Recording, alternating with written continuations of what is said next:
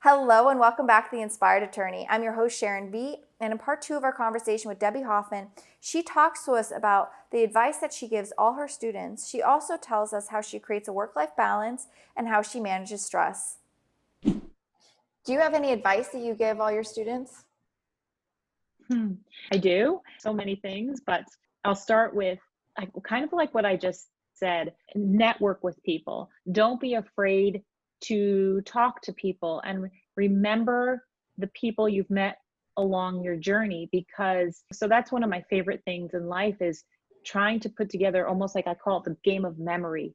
I met this person at a conference 5 years ago and they do this, and so don't just, that's a huge thing. Number one is network and somehow keep track.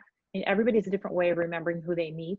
Number two is don't, like I've talked a little bit about, there have been times, I think particularly at the beginning of being a GC, that you're daunted by learning new things. And so I have really pushed myself to not be as daunted. This is kind of a stupid example, but like I work on a program called Canvas, which is a teaching platform on universities. And there was something they sent to us and they said, oh, you can call the helpline and have them install this for you. Or here's a do it your own, step by step, if you really want to give it a try.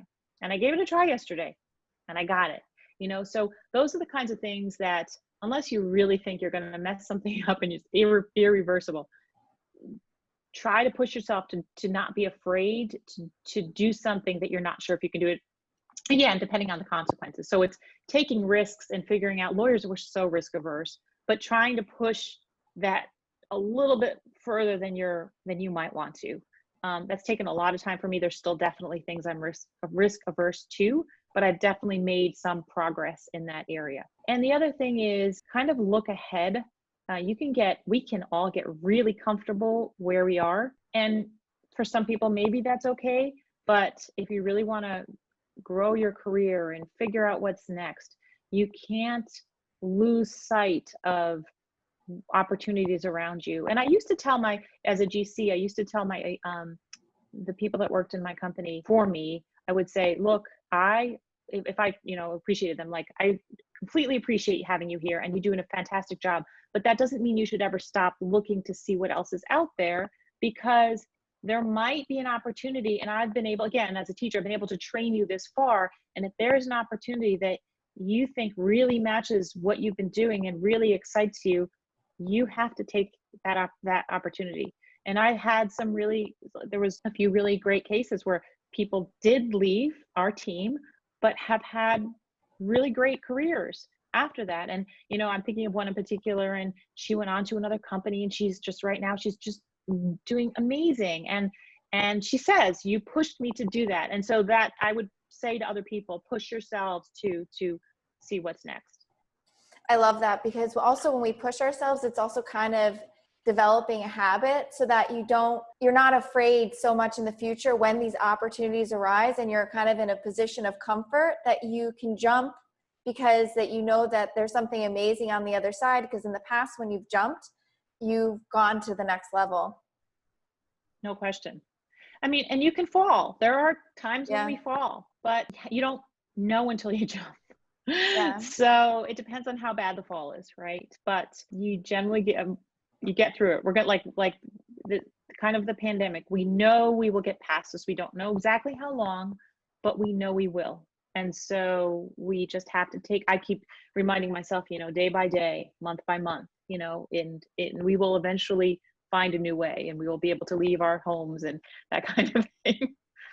One of the things that I use to gain perspective is when I have those moments where I feel like I didn't do as well as I wanted to, or if you have, I call them failures because it's not a failure. Mm-hmm. But you just see how far you've come from where you once were.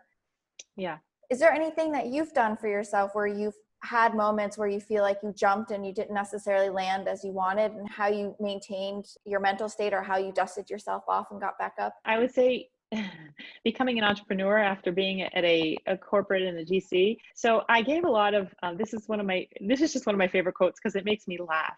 I gave a lot of executive sessions early on to professionals, mortgage industry professionals mostly, on blockchain and mortgage. And I had one, and so they pay me to come out and give these lectures, and it was all very professional. And and they would learn. But I had one comment from a executive that said to me in the middle of this room, and he said to me, looked at me, goes, "You've stepped out on a limb." And he goes, "A very, very long limb." Like basically like saying blockchain is crazy and what have you done? And he just looked at me and that was his question in front of the whole room. And you're just like, okay, thank you, and so it's those moments. And so I guess I've gone through that question a lot in my mind and been like, was this guy crazy or am I crazy, right? And so you question when you go out as an entrepreneur and when you go out into your own business, especially in a business that's not, I'm like, I didn't hang up a legal shingle. I'm doing something that's very innovative. You think about what am I doing? What have I gained from this? Where am I going with this? What's the next step? You think about that a lot. And so for me, gosh, I can't even begin to tell you how many things I have grown from in the past few years from having my own company. So from the most basic of, starting my own website and learning to be my own marketing at the beginning or finding a marketing person to help me or, running your own. So there are so many skills I didn't know that I had to know. And so even if somehow I ended up not doing blockchain tomorrow, even let's say I go full-time as a professor or I end up, somewhere else, there are so many things that I have accomplished and learned as an entrepreneur that I would never take back this long limb experience. So I think that's how you kind of have to push yourself to the next level is okay, this was maybe a fail, but let's name 3 things that I got out of it. And you can almost, if you can't find 3 things, like that's almost an impossibility. There's always something you can take away. Yeah. I think that's awesome advice. How do you manage everything that you have going on? Because you're teaching, you have your own company, and you also have a family and you want to spend time with them and have time for yourself. Right now it's a lot easier than usual because I don't have the travel time. I can walk out my door and see who's in the house for lunch or dinner or whatever, right? But normally I'm going to take a step back on this question, go to the times when it's been extremely busy in my career and I've been commuting and I haven't had, so it's a wave, I think, being a career mom. There are times in your career when you are days, weeks, when you might be all in on a deal and you don't have a lot of time for your family. But then there might be times when you're kind of have a reprieve and you make the time for your family. My son is now pretty high up in high school, but when he was younger and on Little League, I literally would do whatever I could to make it to every game. And I didn't always get there on time. I mostly didn't get there on time, but at least got there for the second half. And I would eat dinner while I was watching the game at 7:30 or 8 o'clock at night. And so you just find this balance of being able to make time for the family, make time for your career. But the one thing I will say is a lot of people say, well, how do you have it all? And I'm like, I don't think there's a way you can have it all. I think you have periods in your life where you adjust to what you have. And also, I do think that, sometimes you're luckier than others and you might have more help from your family, maybe from your extended family or not. And those are the types of things that everybody's different. My parents were not local, so I didn't have local help, but I really felt like my kids were extremely independent and thrived on being independent and still do. So that was my balance so it's everybody's different, but you have to find what works for you. Do you have any techniques that you utilize to manage stress? Yes. Everybody does, right? So, yeah. So to me, it's, again, like you said, we're finding your own time. My time is the exercise time and exercise, sleep, eat. It's your basic needs, right? So earlier on, I used to, I would, go to the gym early on, and then more in the past, maybe 10 years, I started to run, and now I'm biking. But to me, biking a certain amount of times a week, I just enjoy my biking and it's my time. And so there's that. Sleep, I know we don't all have enough time for sleep. I really do try and make it a priority, whether you're a nighttime or a morning time. Like I can work I'm a night owl. So I love working really late at night and then getting, ideally 8 hours of sleep a night. And then the third thing is it's food. I love my great food, but I watch what I eat in terms of I will eat really, really well at certain times, and then I'll just binge and enjoy my really rich going out to eat dinners and wines and things like that. I don't do that every day. I would, gosh, I could never get anything done, but I really, really enjoy it when I do. So those are kinds of like the three things that honestly, like, they give me joy and balance and make me happy. So I love that you've picked out the things that give you the most joy and that you've been able to create a real balance with them, because sometimes if you don't feel like you're getting enough of something, then we're in a situation where, for example, with the eating habits, like I give myself the weekends to eat or drink whatever I want, and then during the week I'm good. So on the weekend, I'm not losing my mind trying to shove everything in, because I know that, the time is there for it. And then during the week, I also have time to take it easy. Right. You have to, I hate starving myself. But you have to do everything in so there's some moderation there. And I actually have the same theory with exercise. I have a certain amount I bike or run, right? And people have said to me, you could do a half marathon, like running, or you could do, and I think, I know theoretically I could do it, but I wake up knowing that I have to do a certain amount, and I know I can do it and I enjoy it.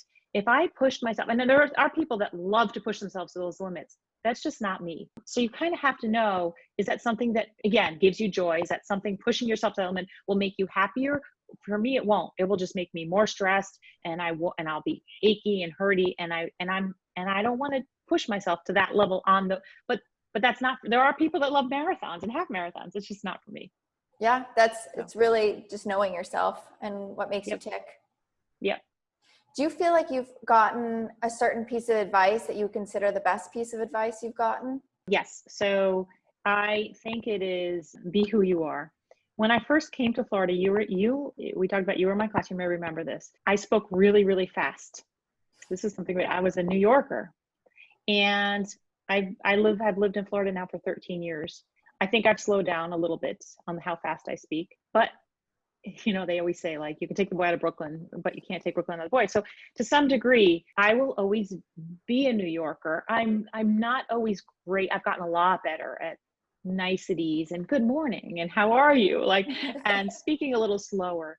But in business, or when you're on an interview, or when you're doing a project, we are who we are. And while we can really train ourselves on certain things to be better, it's really hard to change the core of who we are. And so the advice that I got was just be yourself. And this has gotten you this far. And if it's not meant to be, then it's not meant to be. Like, if you're in an interview, you can do your research, which is what I do. But you can't change who you are. So I think that was really, really great advice. The other thing is push yourself to your, people always say, like, push yourself. And I really do believe that, like, I really do think that you have to push yourself and sometimes just get out of that comfort zone. Not all the time, but I think there's times you have to do that. Yeah. I think that could be summarized as and correct me if I'm wrong, be your best self, because you're pushing yourself to go to the limits that you can achieve as you. Right. And you can't do that, I don't want to say to the point where that to make you all, people all stressed, like, oh God, every day I have to wake up and I have to do my mental yoga and this and that. Like, there's just, be your best self, but it doesn't mean like every day do 100 things. It means plan for certain things that you can be better at, and over a course of time, achieve that. Right. Yeah. I think being your best self also involves loving yourself. So and part of loving yourself is also, creating a certain balance that you can achieve.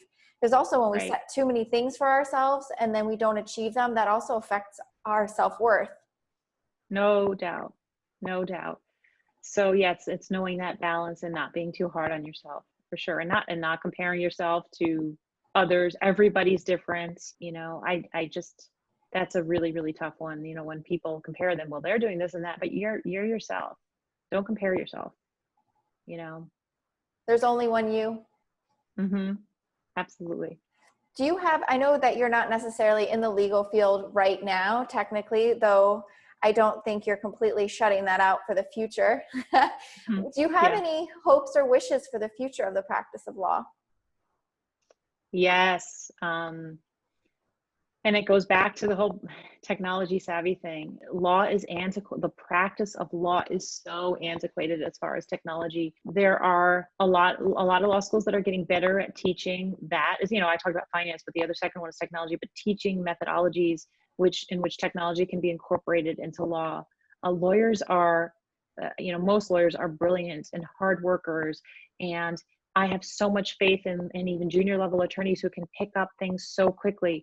But why are we not incorporating technology more in the way we do things? And I actually took a course this summer online. I didn't get credit for anything, but it was being offered, and it was just like different sessions on different ways to incorporate technology, and it's just so incredible what's out there. And so I really would encourage law firms to have somebody in that firm, whether it's ideally it should be its own position, focus on how the firm can grow. It's just like just like you have a position in marketing, they should have a position in how the firm itself can develop from a technology perspective. And so that's my pet peeve. How do you stay on, because you said you took a course, how do you stay on top of the ever evolving field of technology, not including the CLEs that are offered? Yeah, because you have to know which CLEs you want. And so I'm on a boatload of mail serves from law firms. So I liked, and that's more of like legal issues, not so much as technology, but I just kind of read the headlines and what webcasts are they having or what are they writing about. I am on a lot of channels that I don't know if lawyers are even on, but from a technology perspective, there's something called Telegram, there's something called Slack, and those are channels where you can have these conversations with people about different topics, and Telegram's a big one in blockchain, and so that's how I got involved with that. There again, there's listservs. You'd have, so you kind of, and then a lot. How do you find those? Well, you can start by, social media. A lot of people write about them and connect, and so it's to the networks. The more people you see writing about things, and you might click into that and learn more about it. How did I learn about that technology course? Was somebody who I'm connected to on LinkedIn is kind of a superstar in that area, and he's a professor at Kent College of Law in Chicago, and was talking a lot about this course, and I clicked onto it and it was incredible. And so so it's just one thing leads to the next, but the more you read, the more you network, the more you get involved in conversations through these kinds of channels or networks, is how you get there. I've had people say to me, I follow you on LinkedIn, and so I've learned a lot about blockchains. It doesn't have to be me, but follow somebody who you meet, who you think is really interesting and might be able to provide more information in certain areas. I think you touched on something so important, is also not being afraid to reach out to people. What the cool thing about LinkedIn is it kind of makes our large world so much smaller, and remembering that the person on the other end is a person just like you and me, and what's the harm in even just reaching out to them and saying, can I learn more about this, or whatever your question is. Yeah, I think it's important to, when you say that, so I'm going to say from somebody who is I get a lot of that because people don't understand blockchain. Oh, I'd like to learn blockchain. So I don't have conversations with everybody. I used to actually have a lot more conversations one-on-one. Usually I have a conversation one-on-one if the person has been referred to me from a colleague or friend. If it's a cold call, usually what I do is I give them some sites to my website on articles they might want to read. And then if they still have something they want to discuss one-on-one, some of them follow up, but a lot of times people are just looking for almost like intros. So on my website, on my company's website, I actually have a whole section on just resources that people can read about blockchain, because every conversation I have, I can't teach the basics of blockchain, but I've written probably a dozen articles that all have an intro to blockchain in them. So I think that's when you're reaching out to people, I think it's great, but you also want to be careful of people's time when you reach out to them. I think that's a really good insight. Debbie, would you, aside from the technology aspect, do you have any feedback or advice for your peers, or for our peers rather? A little bit about what I've said. Network, don't be afraid of technology, don't be afraid of growth. And I guess that's, I don't, whether that's peers or whether that's people still looking. With our peers, I guess also reach out to me if you find you want to, connect or learn about blockchain or technology. So one of the things I do when I want to learn about something is I write. A lot of lawyers like to write. I think writing is a great way to dive into a topic. I don't write long, I don't generally write law review articles, but I write just pieces that can go into industry periodicals. So if you want to learn about something and you enjoy writing, take up a topic and dive into it and just write something, and you can go see if you can get it published somewhere or publish it on your LinkedIn. Obviously we all, I talked about reading. Those are kinds of all the basic things I think I do on a daily basis. We talked about this. Don't try to don't wake up with 1,000 goals in one day, and you got to have your plans to get things done. But those are kinds of all the little tidbits of advice that I would say along the way. So. Debbie, I really appreciate you offering your insights. If you were to have some final words, would you like to add anything? I guess I want to make sure that I talked a lot about my website, so I just want to make sure that, can I share what that is? Yeah, of course. Please do. And I'll put it in the information below too. Okay, just because I kind of introduced the subject of blockchain to, I think, probably a lot of lawyers who are still daunted by it. Yeah. And I do have resources, like I said, but you can shoot me an email or look at my website, www.symmetryadvisors.net. And that's SYMMETRYADVISORS.net. You can find me on LinkedIn. I'm a big LinkedIn fan. I also am on Twitter, Symmetry Advisors, but LinkedIn it's Debbie Hoffman and Symmetry Advisors on LinkedIn, out of Orlando, Florida. And Twitter is @Symmetry Advisor. And again, don't be afraid to reach out if there's something you heard today and you want to learn more about. I'm happy to obviously enjoy talking to people and meeting people. So yes, I'm sure you'll be having some comments headed your way.